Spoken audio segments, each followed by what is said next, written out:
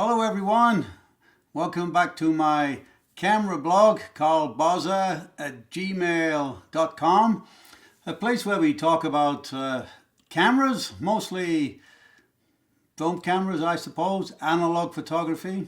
So today's subject, we're going to talk about the underwater camera made by Nikon, the Nikonos V. Now Nikon made numerous underwater cameras, Nikonos 3, 4, 5.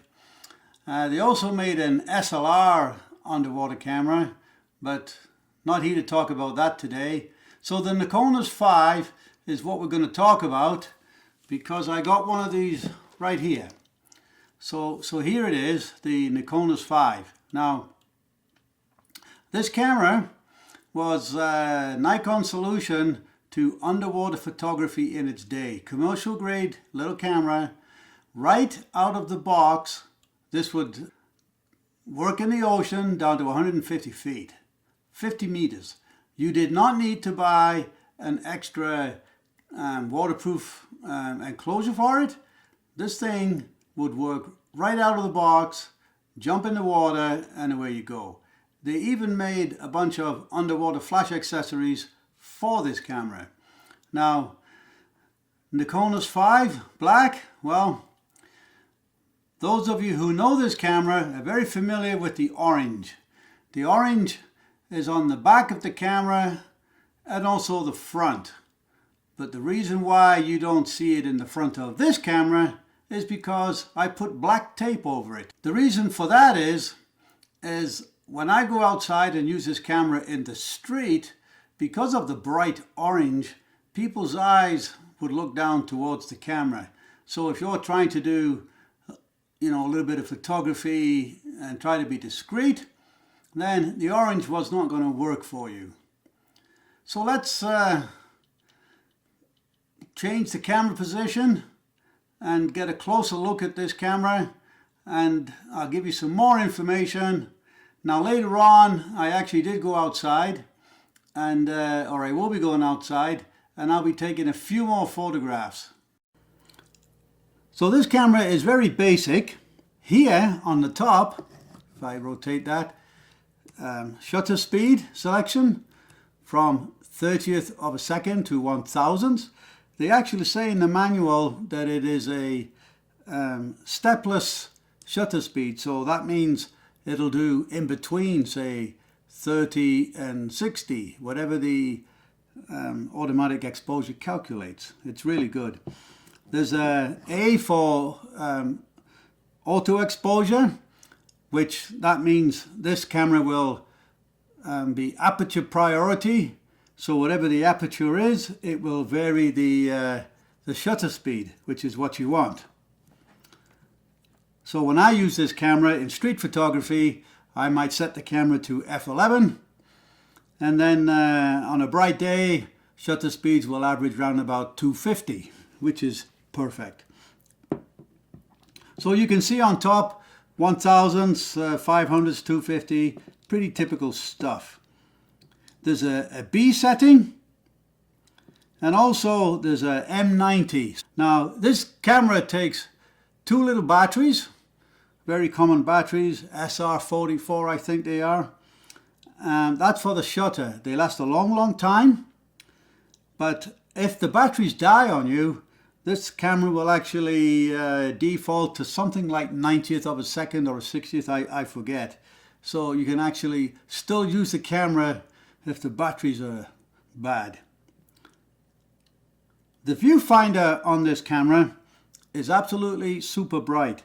Of all the cameras I've ever owned, it has the brightest viewfinder ever. It's also very large. You can actually see perfectly well with glasses. So if, a lot of the time it's quite difficult to get your eye centered to look through the viewfinder. On this one, you don't have to worry.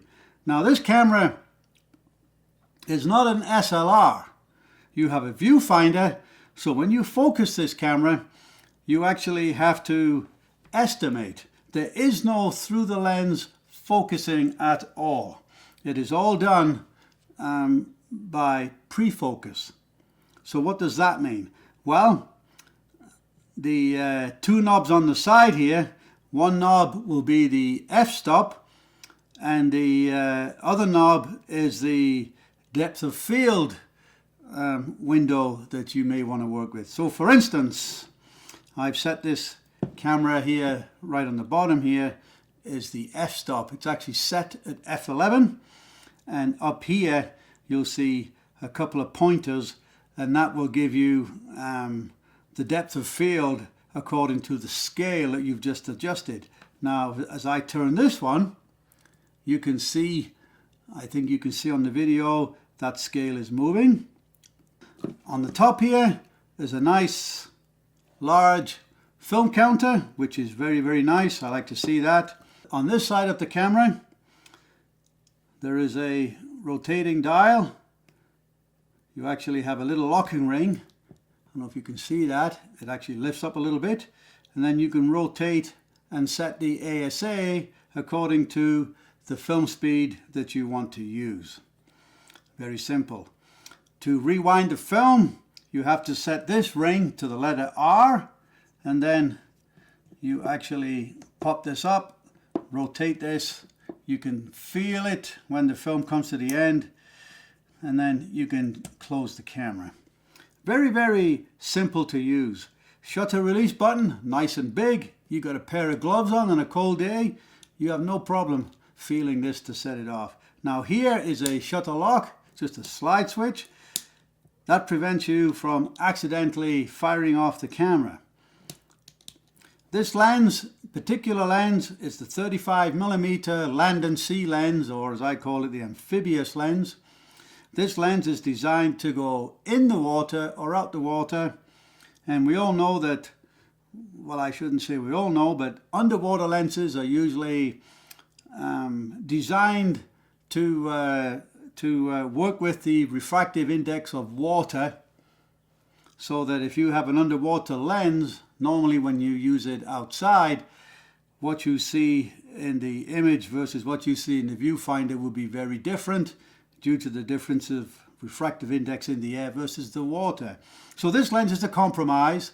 It will not be as sharp as a Leica lens, a Zeiss lens. I know that from experience, but it will get you acceptable street shots. You know, you out there on a pouring wet day, you want to take your camera outside and take some shots, you still get some great shots. It's a fun camera. Now I'm going to take this camera outside, and I'll take a couple of shots in black and white film. I will process the negatives, and I will show you exactly what some of these photographs look like.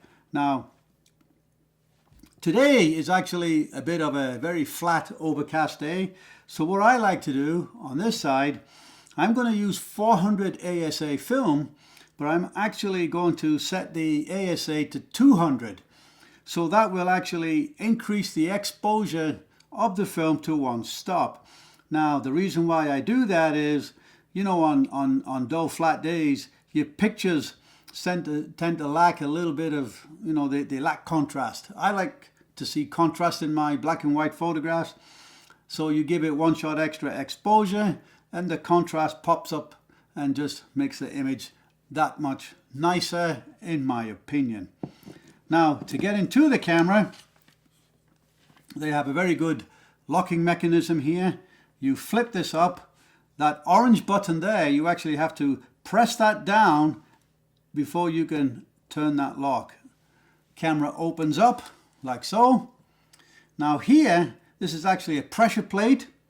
This flips up. Your camera film actually goes behind this plate under the take-up spool that would be over here. And when you're done, this flops down, and that's it. Close the door, squeeze, turn this, flip it down, you're good to go. Here is where the batteries are for this shutter. It's a electromechanical type shutter mechanism. This actually here is for the underwater flash, which I've never used and likely never will. So this camera, straight out of the box, You can go down to 150 feet. No extra enclosure required. Solid as a rock. Will last forever. So let's go outside and take some photographs.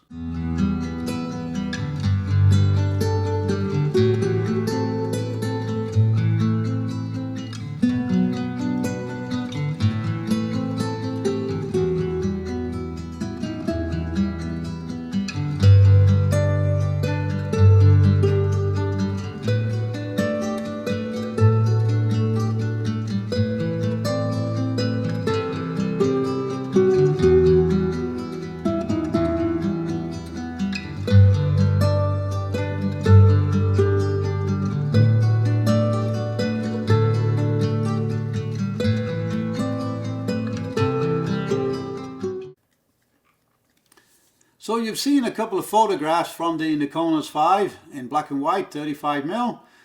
Not too bad. You can get quite nice shots from there. Now, I don't recommend you use this camera for landscape shots. I don't think it's got that kind of sharpness for that. But if you get close in and do some street photography, I think you'll do just fine with this camera. Lots of fun. So over the course of the last few months, I've had a couple of people ask me, why don't I show some more photographs? Surely I must have some photographs that you'd like to show people. Well, I do actually. I have lots of photographs. So I thought, well, why not show some of my other photographs that people can make comment or ask questions. That's fine to do that. Now, these next photographs you're going to see are not from the Nikonos 35mm. They're not. For example, the photograph that you're about to see with the large wireframed head is actually a large piece of art in front of a very large building downtown in my city. And it stands, I think, maybe 40 feet tall. Might even be more. But I think it's wonderful. I actually decided to make that very high contrast to try and take away the distractions from behind the wireframe piece of art.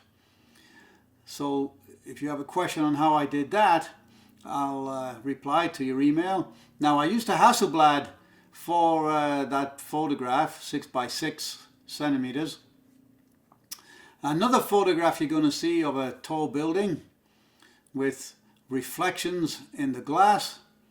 I think maybe that was a Hasselblad photograph. I can't remember. Now there's another one, a color one, taken in a park close to where I live. That was actually taken with a Pentax 6.7, an old medium format camera, great camera. So I hope you enjoy those photographs. Any comments or questions, feel free to ask. Until next time, I hope you like the videos. If you like the videos, give it a like. And if you didn't like the video, perhaps the best thing to do is do nothing. Until next time.